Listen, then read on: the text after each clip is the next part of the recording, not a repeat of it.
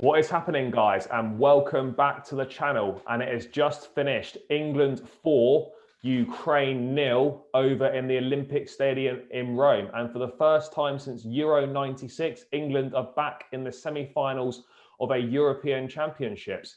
And Gareth Southgate becomes only the second manager behind the great Alf Ramsey to make two consecutive semi-finals in consecutive tournaments. So bit of history in the making there for the England manager. George, you predicted in the preview that this could perhaps possibly be England's toughest game of the tournament. In reality, mate, it was very, very straightforward. I guess the early goal absolutely crucial in kind of tearing up Ukraine's five at the back defensive plan to try and keep it 0-0 for as long as possible.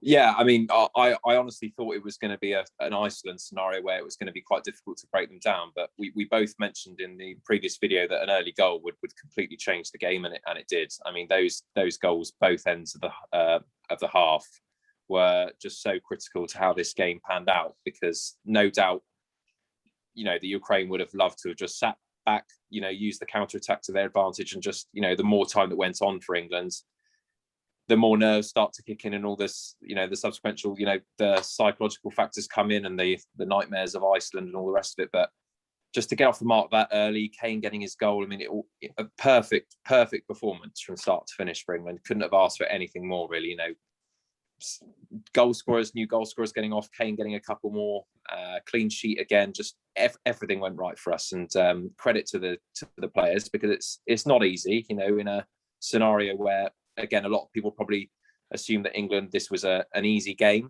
And, the difference in this one compared to the Germany one was that a lot of fans were expecting England to win this one. So, they had a job to do, and they went out and did it, in the fourfold. So fantastic.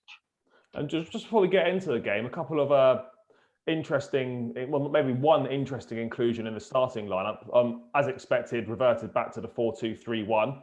Were you surprised to see Jadon Sancho in from the off, and a return to the lineup for Mason Mount, who obviously in the preview we suggested probably shouldn't be starting? Yeah, both surprising starts. I mean, with the Mason Mount one, again, I have to say, even from a Chelsea fan's point of view, I was disappointed with his performance in the match. Just seemed a bit off it. I mean, that's natural considering he's been out for a while and not trained with the squad. And again, it was another opportunity for him to shine. But I don't think we saw the best of Mason Mount tonight. But for Sancho, there were elements that were good. I mean, he's very good at running at players, and I think in that area of the pitch, we've got a lot of players of similar ability. So I'm not particularly as fussed. But both interesting. But again, you can't really fault it, because although they individually didn't have a great performance, I mean, team as a collective, we've won 4-0, so they must have been doing something, right? Yeah, no, definitely. As we touched on, mate, the early goal was crucial. But I just thought, once we got that first goal, I suppose the only perhaps slight negative on our performance was we did seem to be, in my opinion, slipping into a little bit of complacency once we got that first goal, a little bit too relaxed on the ball, etc. And we saw a couple of mistakes being made, which gifted the Ukraine a couple of decent opportunities that, had that been against a slightly better opposition, perhaps, and the Italians in the final, or maybe even the Danes in the semi-final, that could be punished. Were you at all concerned to see a few lapses in concentration again? It's one of England's downfalls, isn't it? I mean, the Pickford one as well, even though the game's done and dusted by then, he comes, running out of his goal and tries to do a kind of scissor kick in midair, completely mistimes it. And it's moments like that could cost you. But then again, it is natural to have those moments and those lapses of concentration when you're in control, because you're just pinging the ball around for fun. So it's almost like, someone is going to try and be a bit more adventurous with a pass, so it is natural. But yes, it is a worry of mine, and I'm sure Southgate will be addressing those and not taking those at all for granted. But listen, again, Ukraine created chances.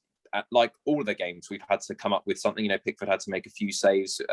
We were a bit lucky on a few occasions, but all in all, again, very solid. And 5 clean sheets in a row. It's great work from the back. And I think we've just got to be so excited about what's going on at the moment. I mean, we just haven't seen it, being so dominant really from start to finish in games, and with the results wise, if we looked at the results on a chart, you would say, is this really England we're talking about? I mean, it's hard not to get too overexcited, but it's just fantastic to perform like that in a quarter-final against anyone. I mean, it's fantastic. And just in terms, you touched on the defence there, George. I think in a lot of people's minds going into the tournament, the one area of this England side that everyone, I think including myself, were concerned about was the defence. But actually, the defence has turned out to be one of our strongest areas. How surprised are you that we've looked so solid defensively and are yet to concede in this championships, and we're now into the last four? I'm definitely surprised because it's, again, England in tournaments, you'd expect those 2 or 3 games where it doesn't go our way and we have those lapses of concentration where a ball goes in, and you probably expect an extra time or a penalty shootout scenario before this stage comes around. So I am surprised, but individually, if you look at those players, we certainly have the talents in that back line to keep clean sheets, and they've been working wonders together. And I think the consistency has been key. And actually, people who criticise the formation from Southgate, I mean, this is why he does it. I mean, be solid, be hard to break down first. And, if you're an outsider and not an English national, then, you're looking at that and thinking, how can we break them down? Because we do look very solid, mate. We've got fullbacks who are so good in attacking areas, but so quick in defensive areas. And, even the defenders tonight scoring goals, Shaw with a couple of assists, Maguire with a header. So it's all looking very positive, even in the back line. Yeah, and just another big positive, George, whilst you mention it, obviously Harry Kane kicking on from his goal against Germany with another 2 goals tonight. He really looks to be finding his stride again at just the right point. Just how important is that going into the latter stages of the tournaments where chances could be at a premium? Crucial, absolutely. And you could see it tonight. I mean, okay, granted it's against Ukraine again, but the confidence level, we saw that effort that he took on the left foot on the volley, which was unbelievable. But he just doesn't take that. He doesn't take that on a couple of games ago. I think he tries to turn back or play it safe, but he's really looking in the right areas. He's getting himself from that 6-yard box in and around. And the goals he scored is just typical Kane, isn't it? And takes his chances. That's the thing. I mean, that first chance could have overstretched it, but he's taken it and he's just hit form at just the right time, which is such a positive for us. And I think another massive positive on the night as well, mate, is the fact that obviously going into the game, we had Harry Maguire, Declan Rice and Calvin Phillips all one booking away from missing the semi-final potentially. Just how important is it that we've got through that fixture with all 3 of those still intact and available for the semi-finals, and we've even been able to give the likes of Rice, Phillips, Raheem Sterling, Harry Kane a bit of a rest as well before that game against Denmark. How important a role do you think that could play? Yeah, I have to say, when we got the 3rd, I was screaming at the telly for Southgate to take them off, because I was thinking, look, if we're going to balls anything up in this game, it's going to be the game management of Phillips or Rice getting a card or Kane getting injured, and we didn't take them off when the game was done and dusted. But Southgate did it just in time. And gave the run out to a few players who, will get chances, and, to not get the bookings in those key areas, and for all players to stay fit. I mean, again, it's just so unlike England, isn't it? We're used to seeing red cards or injuries to key players. I mean, Rooney in 2004, a classic example. Beckham against Argentina when he stuck out the leg. I mean, things like that just haven't happened. Everyone stayed very calm, very controlled, and long may it continue. Yeah, certainly a great time to be an England fan. As you said, I don't think we've really known anything like it, to be honest. But yeah, George, just looking ahead to that semi-final, how important do you think it is that we're now going to be back at Wembley again in front of a increased capacity crowd? That's going to make a massive difference. It's going to be probably the best atmosphere, even more so than Germany, because of the fact that it's a semi-final. Can we go one step further and get to our first competitive international final since '66? I mean, it's a huge occasion.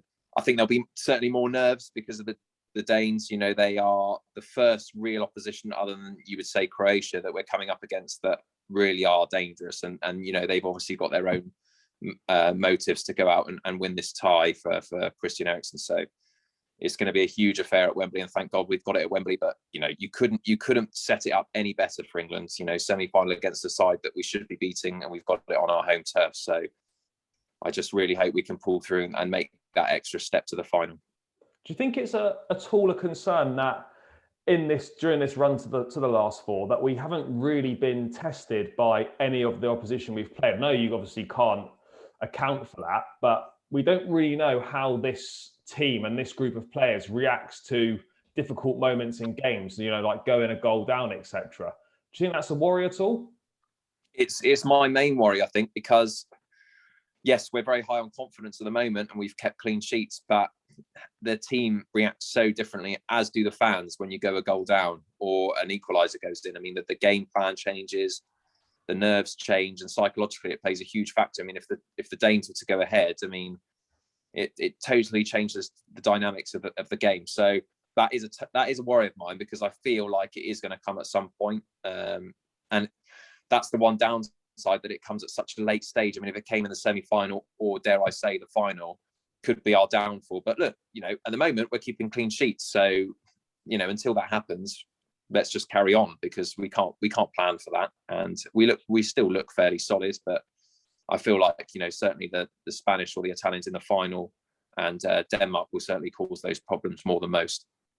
And now that obviously we're now one step closer, one game from the final, 2 games from winning a first trophy since 1966.